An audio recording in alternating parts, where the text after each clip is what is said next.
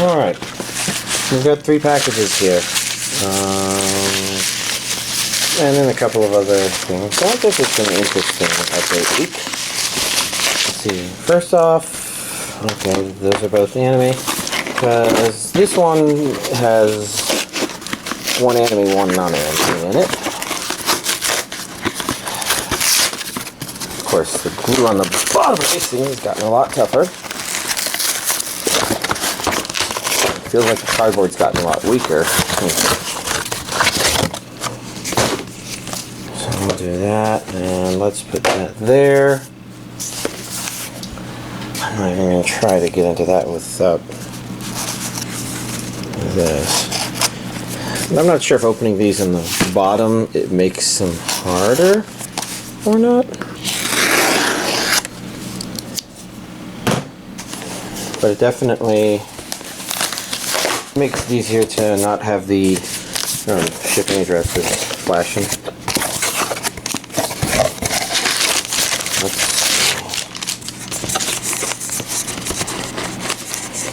So I'm just trying to be a little careful with this, since it does have a receipt and some post-it notes.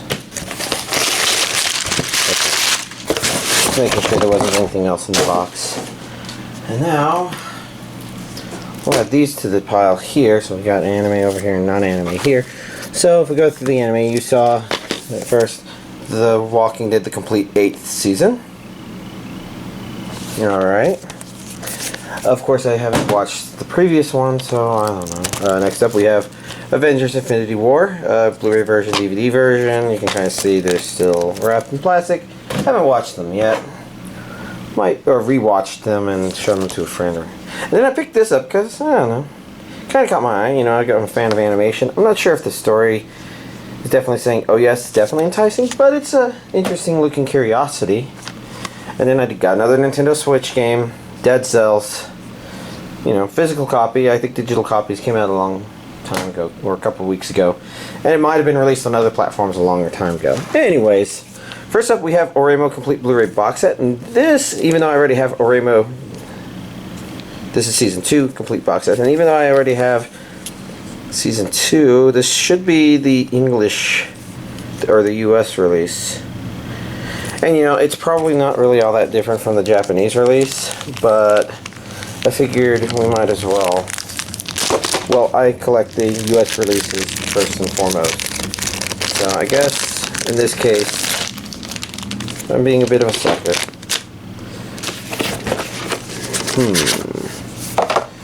And I kind of am curious with the Japanese version, how this differs from the Japanese version. So why don't I make this interesting? We're going to go in here and try to remember where I put it, because this is where I keep all my imports.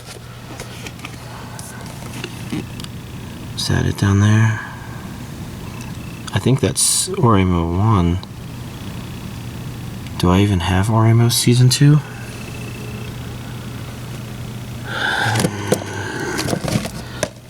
Okay, the answer is maybe.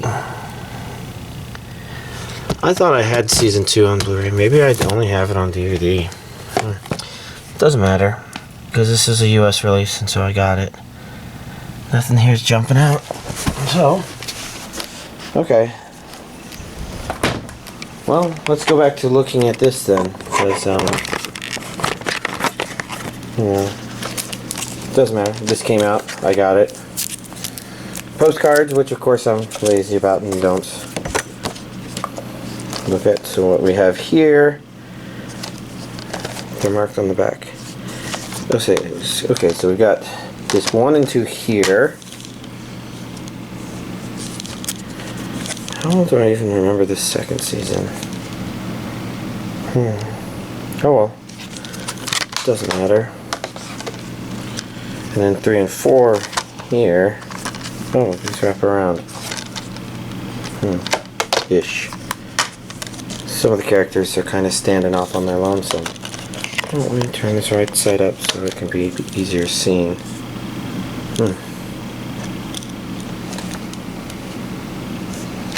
Well, that's Oreimo 2. If I remember correctly, that was on the bottom, so it goes in like that. Okay, and then next up we have Sakura Quest Part 2. I'm trying to think if I would say this is a high priority watch, because I did watch Part 1, or if I want to say that it's a higher priority than other things, even if it wasn't the kind of slice of life that perfectly meshed with what I was wanting. So Region A, English dub, Country Queen with Big Dreams. And plastic on the DVD on the inside. Of course, I didn't take the plastic off.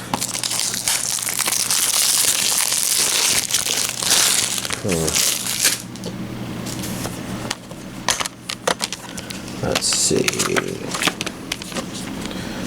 So, we've got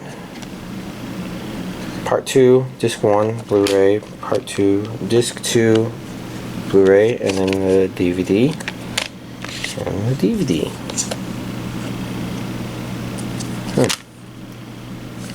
It's the same artwork. That one's, it's not really reversible. I guess you could if you wanted, but I'm not sure what you would get for doing that.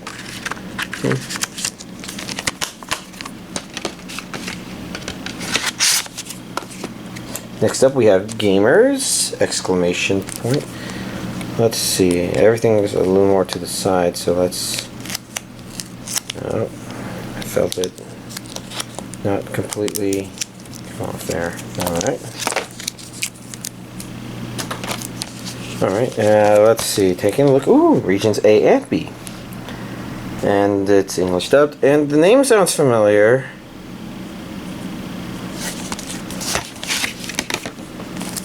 I'm not sure if I can say what it definitely is about, but I guess it's an interesting curiosity to have come out.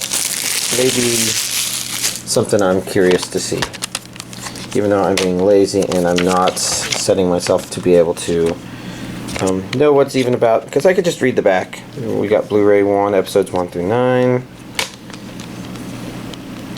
Blu-ray 2, 10 through 12. This is DVD 1, episodes 1 through 6. DVD 2, episodes 7 through 12. We got characters. Interesting.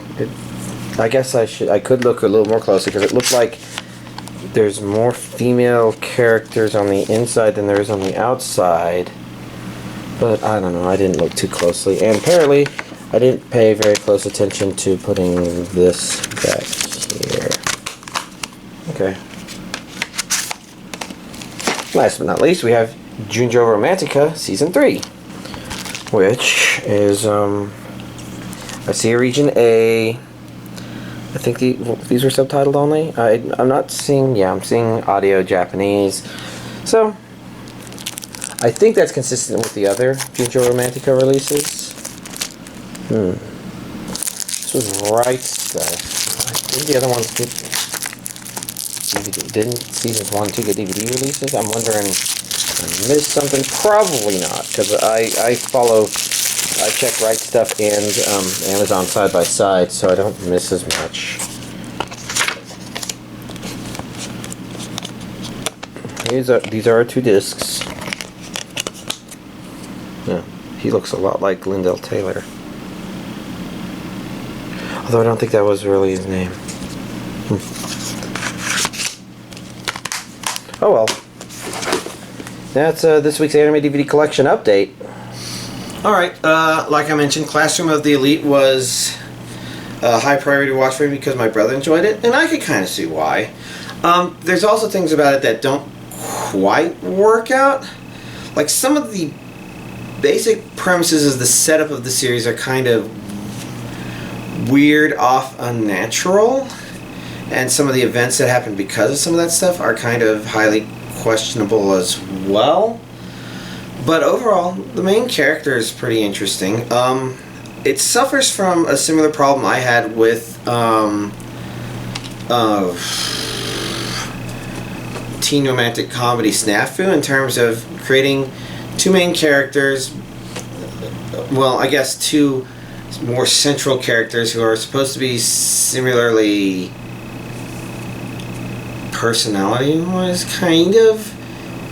But this one, obviously, the main character is very main character, and she's not very interesting, I guess. As part of the problem is, and this was the problem with Snafu, is they created a main character who says some stupid things but some interesting things, and overall, okay, he's cynical, and he does say things to hurt people, but it's more, it's less malicious and more apathetic, I guess. Whereas in Snafu, the girl that was set up as cynical there to be a kind of counterpart to him, she says things just to be a mean bitch. And this anime seemed to know it was doing that, but it's still one of those things where I don't like the contrast. I think it feels like a waste of character, I guess. Well, anyways, it didn't complete absolutely everything, but as a one-season thing, it was okay. Again, you know, setting stuff is really weird and off-putting, and the show presents itself as clever. I think in some ways it does it more consistently than Snafu, even though Snafu has some really deep things that just hit real suddenly, but it has little stupid things. Like, an example from Snafu that I like going to is, I think in the second episode, when the main character talks about groups being weak and he would rather be a strong solo, and that's why he'd rather be a bear. But the interesting thing is that entire concept is completely contradicted by the notion of the bear is actually a living example of cooperation on a cellular level, where the individual cells are essentially their own life forms, but they've learned to coexist as a singular organism for the benefit of the whole. Like, more of them do end up getting made because they cooperate like that. It's a complete contradiction to the idea that, oh, soloness is superior, and you see the same thing at a macro level because a lot of the more successful species, even at a multicellular organism level, are ones that are complex enough to organize socially in some way. Even if they're not like super complex like humans, even just ants. Ants are really hardy, and there's, I think, more, well, at least at some point I heard that there was more biomass matter that is ants than there are biomass matter that is humans, which, you know, says a lot about the successfulness of ants. But humans, you know, we're also an example of that. Even if you'd like to think, oh, I'm a lone dog, solo, blah, blah, blah, blah, you're almost never using stuff that only you yourself created. I mean, even if you're using like tools, you're using tools that were researched by other people and discovered by other people and refined by other people, and so you're not like going through the refining process, and you're not born knowing that stuff, and I don't know, it's weird. And this one, I think a really good example of this one is kind of jumping that similar sort of hump, falling on the wrong side of, oh, is this pretentious or is this deep and thought-provoking? One of those is when the teacher says, oh, we don't tell you the rules. When you get a job in the real world, you're expected to perform. I'm like, you're fucking told what your fucking job is, and there's general ideas on what that entails, and sometimes it means your job really is to do what the people who pay you whatever it takes to satisfy them. And you know, there's bargaining power back and forth in terms of making them give up on certain things, and maybe legally giving up on certain things because it's illegal. But for the most part, you're actually told what your job is. When you get a job and you're going to work at Fireball Cafe, you're not just immediately withheld pay because you walked in the door and nobody told you, okay, you need to change into... People have onboarding crap for this stuff. So what the teacher said was complete fucking bullshit, and if it was supposed to sound smart, it failed. Other than that, I watched one episode of Eromanga Sensei Volume 2, but it's not because I'm stopping it, because I have problems with the characters, and I'm going to talk about that soon, but Really, the issue is more that my focus has been very intensely on getting Octopath Traveler finished. Then I'll talk about that after I finish the anime, but I figured I'd mention that first. Because the only reason I watched the one episode is because my priorities are very intensely towards finishing Octopath. And by finish, I basically mean what I want to have happen is I want to complete all 8 character story arcs. I guess I'm talking about Octopath before I talk about that. I want to finish all 8 characters' story paths, and I'm 7 out of 8 of the way there. And there's some posts doing that stuff that I want to do, which I'm going to see if I can do that stuff. I don't want to talk too much about it so people don't know what's coming. Things I know and suspect that maybe other people haven't learned yet. But for the most part, my main characters are pretty high level. Of my main party of 4, the lowest is Tressa at 70, whereas everybody else have now started creeping into their 80s because they've been helping the other characters get through their story. Basically, I escort them one at a time, first into an area to level them up really fast, and then through their story. And Tressa was the one who lost out just because she was the most replaceable in terms of going through the level up and just nuking any bosses. They're like, oh, you're going to do that? Well, fine, here you go, instant death. And so I don't know what level my characters need to be for some of the post-game stuff, and I guess I'll find that out as I go. But it doesn't sound like it's too bad. If you're curious, I did defeat the Spirited Away boss. He was tough and kind of led to ideas for how my party is currently designed, simply because he is very beatable if you nuke him to death. But exactly how you accomplish that is a design decision I leave for anybody watching. How I've been enjoying it, I've again, you know, I've put 135 or 140 hours into it, so I haven't been that fast of a player, but I've been really enjoying it. And even beyond the mechanics, you know, it's nice to see some of the resolution to some of the stories. Others I consider to be more interesting than the others. I think I'm being redundant with words, but for the most part, the 2 that I'm focusing on enjoying the most is Cyrus and Primrose, for kind of different directions of storytelling reasons. And maybe I'm not going to actually say what that is on here, but the only person I have left is Alphine, I think his name, the apothecary. And I leveled him up yesterday while my brother was over, and so today I can just blitz through his story and then start exploring the post-game stuff. So I'm very hopeful I'm going to actually be able to finish it off.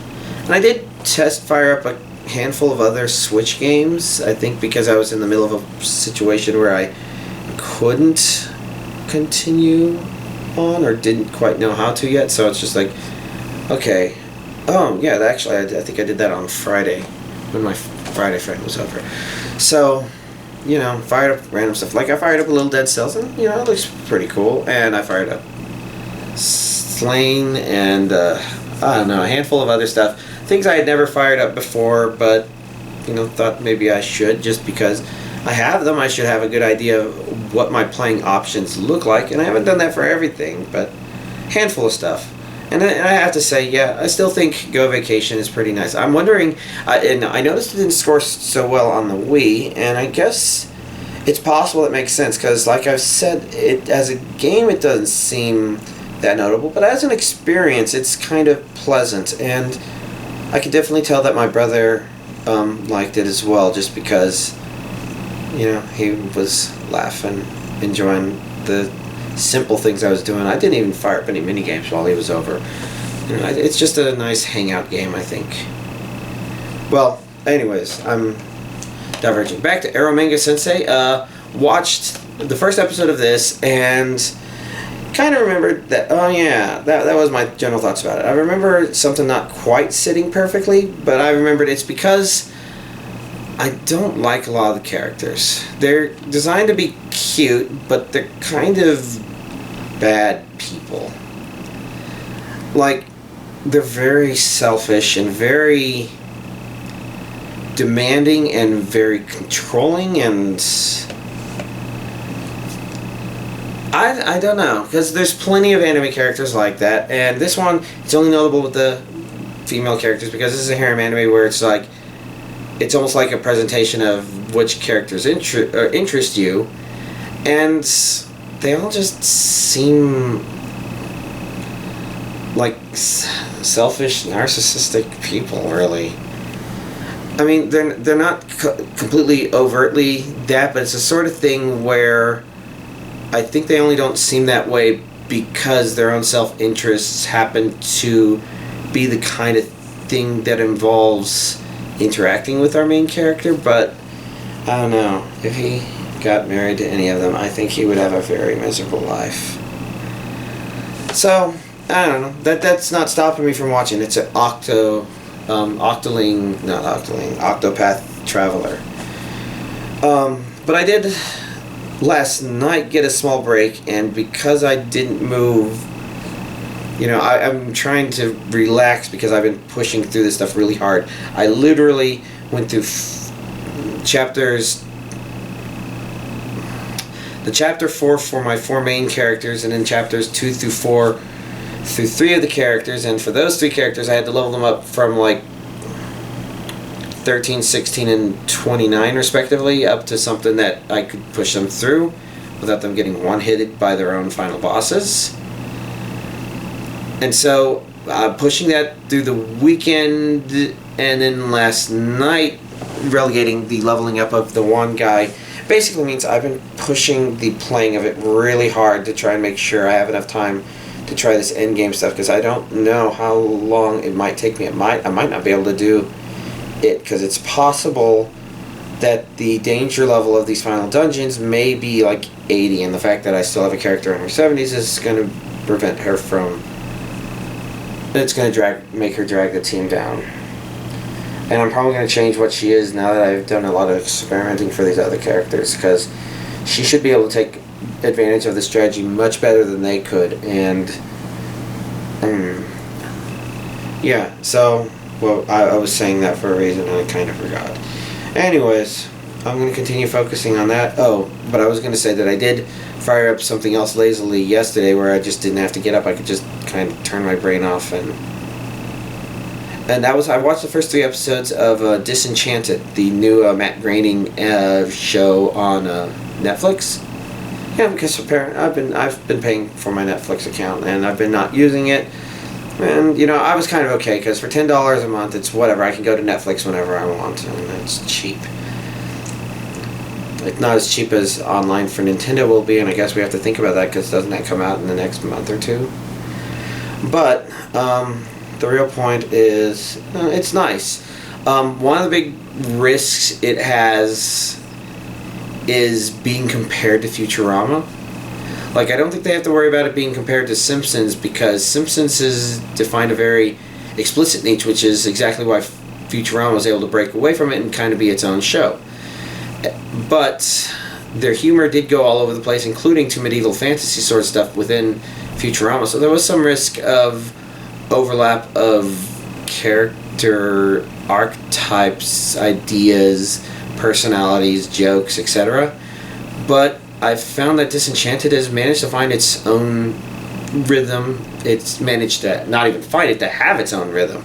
So you kind of watch it and you don't feel like you're watching something that could just be like another planet in Futurama. You just feel like you're watching a show, and yeah, there's these character types, and they're not like redoing characters. They obviously have certain things where they're like, oh yeah, we need to have our crazy amoral person. Like you had Bender Bending Rodriguez, and now you have Lucy.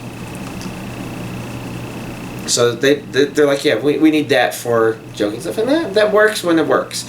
And this character, I'm not entirely sold that he's completely interacting with everybody else. I say completely, but mostly sold on it. Like, they intentionally play with the disconnect, and it's fun and entertaining. But yeah, I guess I wanted to at least mention that, and then I guess I should wrap up this video, fire up some Octopath, and start processing this video and doing all that stuff. So y'all have a nice week.